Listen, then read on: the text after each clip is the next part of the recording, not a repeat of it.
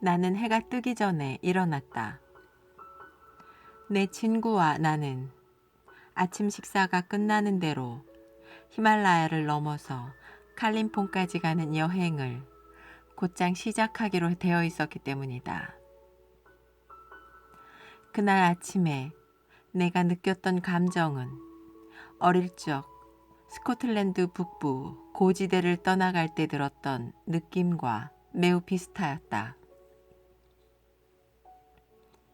휴일만 되면 나는 언제나 그곳으로 놀러 갔으며 다시 학교에 가야 하는 날이 돌아오면 깊은 슬픔을 느끼곤 했다. 나는 그곳의 언덕들과 히스꽃들과 호수들과 강들을 사랑했었기 때문이다. 이와 똑같은 느낌을 나는 그날 아침에 다시 받았던 것이고 내 친구에게 이것에 대해 이야기해 주었다. 모든 사람이 아침 식사를 먹는 자리에 나와 있었다. 수도원장은 나를 기다리고 있었다.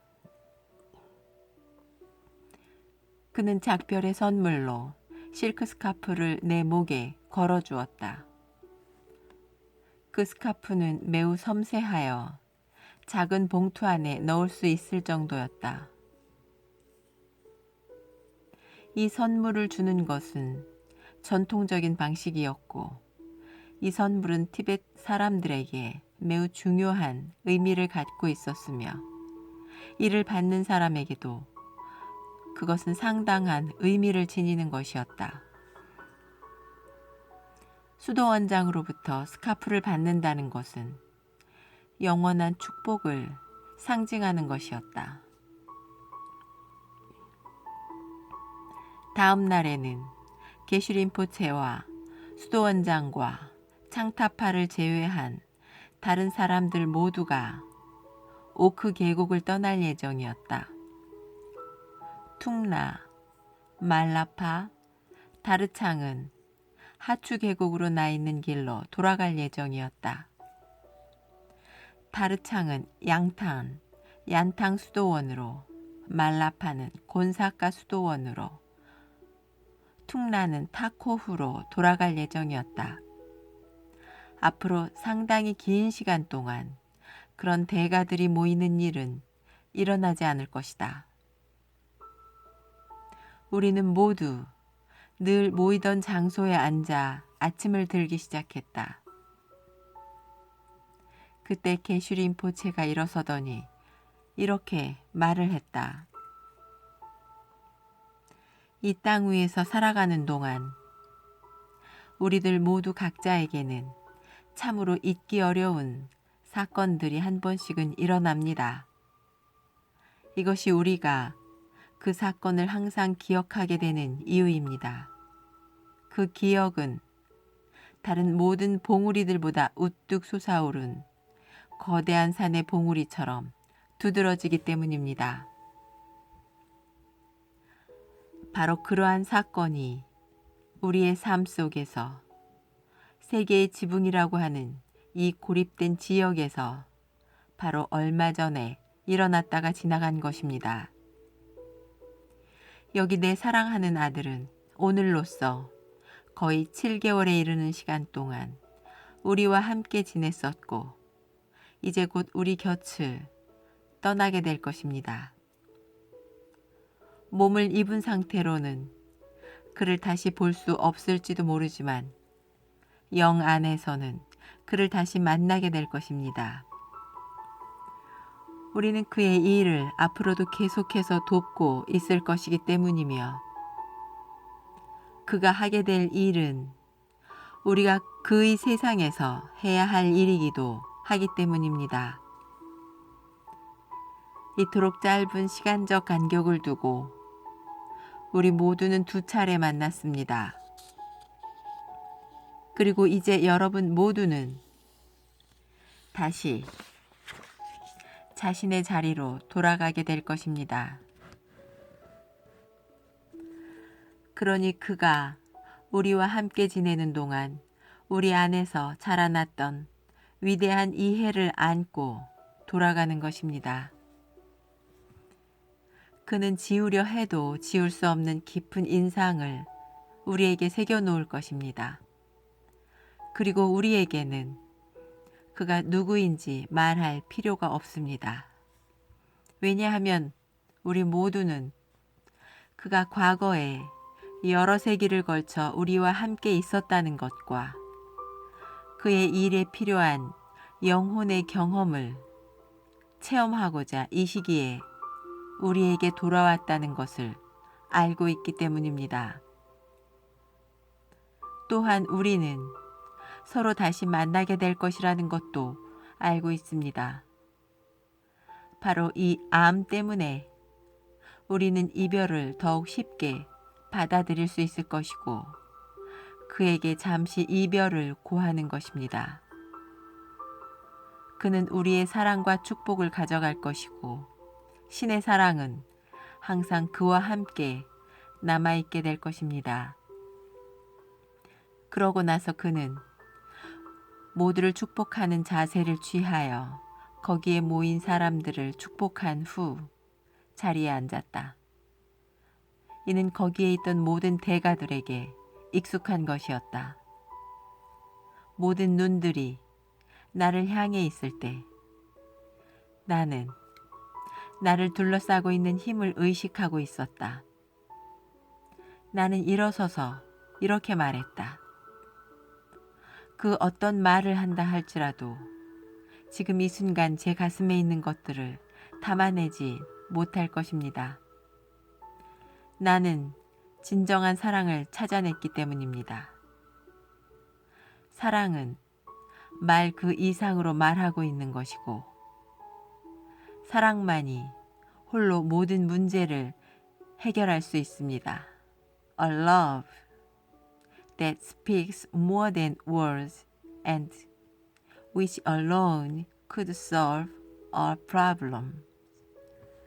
인류에게 영향을 미치고 있는 문제들은 사람이 스스로 만들어낸 것이며 이는 마음이 아니라 가슴을 통해서만이 해결될 수 있는 것입니다.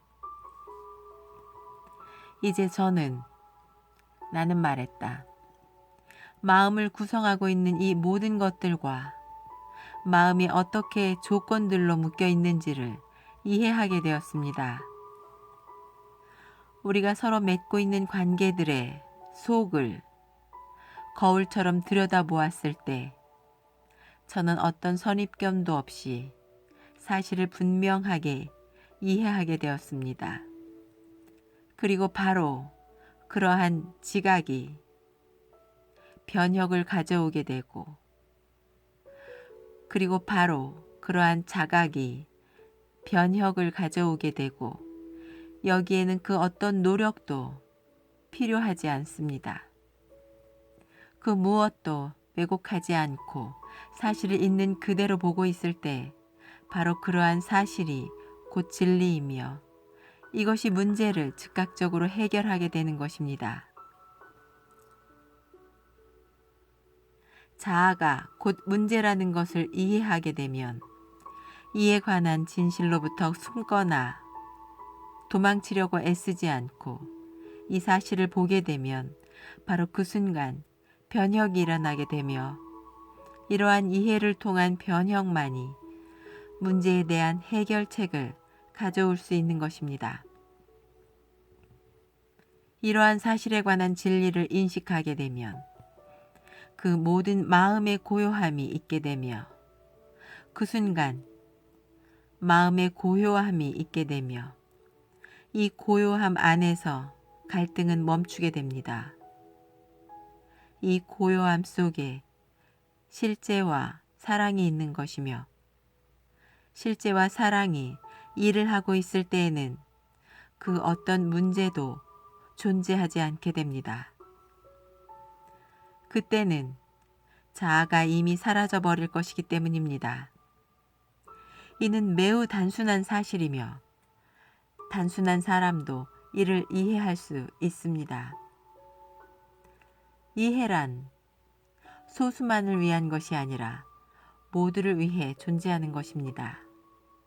이해란 소수만을 위한 것이 아니라 모두를 위해 존재하는 것이기 때문입니다. 실제는 지금 존재합니다. Reality is now. 그렇기 때문에 변혁은 즉각적인 것입니다. 시간은 시간을 넘어서 있는 그것을 드러내지 못합니다. 그러므로 지금이란 무엇인지를 이해하고 매 순간 일어나고 있는 것들을 과거의 기억, 즉 새로운 지금을 가리고 있는 오래된 그것에 방해 없이 자각하고 있을 때 새로운 지금은 스스로 매 순간 새로워집니다. 이는 내가 과거로부터 자유로운 상태로 순간을 만날 때 이루어지는 것이며 이것은 지금 이 순간에도 가능합니다. 나는 말했다. 제가 세상에 전할 메시지가 무엇인지 이해할 수 있습니다. 이미 수없이 많은 관념들을 짊어지고 있는 마음들에 더 많은 관념을 주는 것이 아니라 관념이 얼마나 어리석으며 마음을 구속하고 있는지를 보여주는 것입니다. 마음 안에 있는 관념들은 결코 진리를 밝혀낼 수도 없고 그 어떤 문제도 해결할 수 없기 때문입니다. 오로지 사랑만이 그렇게 할 수 있습니다. 과거와 믿음과 기억의 조건들이 다 이해되어 사라지고 나면 사랑은 그 즉시 들어서게 됩니다. 여러분 모두와 함께 있음으로 해서 얻게 된 사랑과 지혜에 대해 어떻게 감사드려야 할지 모르겠습니다. 그리고 이제 저는 무거운 마음으로 여러분을 떠나게 됩니다. 제가 얼마나 여러분과 함께 지내고 싶어 하는지 여러분도 알고 있습니다. 그러나 이것은 가능하지 않습니다. 저에게 맡겨진 임무를 수행해야 하기 때문입니다. 그리고 제 임무를 수행해 나갈 때 여러분도 저를 돕게 될 것이라는 알므로 인해 저는 지금 매우 기쁩니다. 그러고 나서 나는 거기에 모여있던 모든 사람들을 강복하는 자세로 축복하였다. 이제 나도 그렇게 할 권한을 받게 되었기 때문인데 이는 치러야 할 시험을 나도 모두 통과했기 때문이다. 아침 식사 후 내 친구와 나는 그들을 떠나왔다. 다른 사람들은 발코니에 서서 우리를 지켜보고 있었다. 해가 떠오름과 동시에 우리는 출발했으며 라마승들은 온만이 밤매움을 노래로 기도하고 있었는데 그 소리는 마치 수도원 전체가 나에게 작별을 고하는 듯했다. 그날 아침 일출은 특별히 더 아름다웠다. 그리고 내가 밤낮으로 그토록 자주 올려다보았던 사랑스러운 산인 코몰하리도 내가 산에 대해 품었던 사랑을 알고 있는 듯 했다. 그래서 그런지 코몰하리는 나에게 떠오르는 아침 햇살을 반사해 비추어 주었는데 이는 마치 반짝이는 보석 같았다. 우리는 얼굴을 돌려 파리로 향했다. 우리는 겨울이라 얼어붙어 있는 수많은 강들을 건넜다. 우리는 두 마리의 누운 표범들이 서서 우리를 지켜보고 있는 모습도 보았다. 평야들은 겨울이 되어 완전히 황폐해 보였으며 주위를 둘러봐도 야생 야크와 야생 토끼를 제외하고는 아무것도 볼 수 없었다. 차가운 바람은 고몰하리 산으로부터 불어오기 시작하여 평야들을 휩쓸며 파리로 향해 불어나갔다. 여름이 되면 이 평야는 들꽃들이 온가득 피어나 온갖 색깔들로 가득하였다.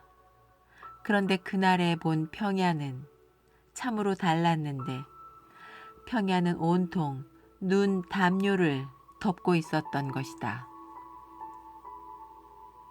파리로 돌아갈 때 우리는 야크와 당나귀 떼의 행렬을 몇 번인가 만나게 되었다. 파리는 온 세계를 통틀어 가장 높은 곳에 있는 마을인 동시에 가장 추운 곳이자 가장 불결한 곳이었다. 셀 수 없을 정도로 많은 거지들이 자신들의 기도바퀴를 돌리면서 구호물을 바라며 손을 내밀면서 차가운 눈 위에 앉아 있었다. 거리들은 여러 세기를 거쳐 쌓아왔던 쓰레기들로 가득 들어차 있었다. 우리는 오후 4시경에 파리에 있는 방갈로에 도착하였다. 거기에는 땔감이 많이 쌓여 있었는데 그래서 우리를 크게 집혀 맛있게 식사를 하였다. 나는 파리에서 벗어나게 되어서 기뻤으며 친구에게 이를 이야기하였다. 그럼에도 불구하고 그들은 그토록 불결한 조건 속에서 불구하고 매우 행복하게 살고 있는 듯 보였다.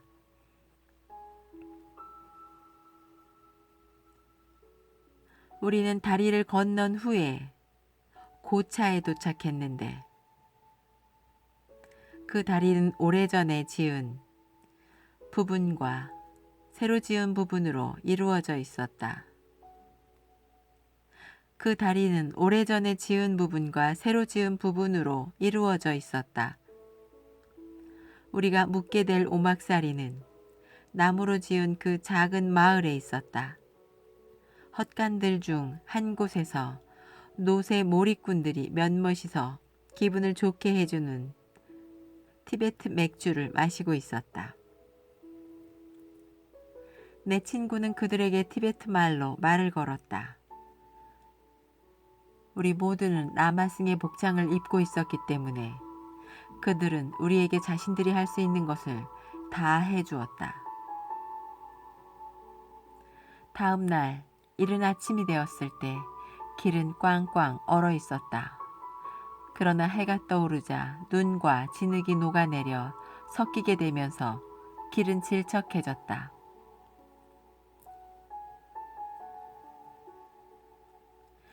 길은 아마추 강변을 따라 나 있었고 아마추 강은 약 15,000피트 높이에 달하는 두 산맥 사이에 있는 계곡으로 흐르고 있었다. 이 강은 겨울임에도 불구하고 산으로부터 세차게 흘러가고 있었다. 계곡의 끝자락에 오자 우리는 링마탕을 볼 수 있었는데 우리는 거기서 밤을 보낼 예정이었다. 나는 기뻤는데 그곳 수도원장은 우리를 잘 알고 있었으며 또한 이곳이 내가 게슈 림포체를 처음 만난 곳이기 때문이다. 우리는 천비계곡으로 들어섰으며 수도원을 향해 나갔다. 링마탕은 이 골짜기의 끝자락이자 계곡의 입구에 위치하고 있었다. 여기서 우리는 부루할이라 부르는 야생양을 몇 마리 보았다. 야생곰들은 산에 있는 숲에서 내려와 농작물이 있는 곳을 급습하기도 하였으며 먹이를 찾아 배회하고 있는 표범과 늑대들로부터 자신들의 동물들을 보호하고자 유목민들은 마스티프 개들을 기르고 있었다. 그곳의 수도원장은 우리를 다시 보더니 매우 기뻐하였다. 그리고 그는 우리에게 이틀 밤을 묵고 가라고 설득하였다. 우리는 그의 말대로 했다. 바깥 세계와 이곳을 가르고 있는 마지막 산맥을 넘기 전에 이곳에서 충분한 휴식을 취할 수 있어서 우리는 기뻤다. 천비계곡은 심지어 겨울에도 아름다웠다. 야퉁은 발전하고 있는 마을로서 그곳에는 판자 지붕을 이고 있는 돌로 만든 집들이 아마추강을 따라서 이곳저곳에 박혀 있었다. 거기에 머무는 동안 나는 게슈린포 제 숙소에서 잠을 잤다. 그곳에 있는 동안만큼이라도 내가 그의 숙소에서 잠을 자야 한다는 것이 그의 바람이었기 때문이다. 우리는 잘 먹고 쉬었는데 우리는 제펠 관문을 통과해야 했기 때문이다. 겨울에는 나탈라 관문을 통과할 수 없었다. 이제 우리는 인도와 티베트를 가르고 있는 히말라야 산맥에 도착하게 되었다.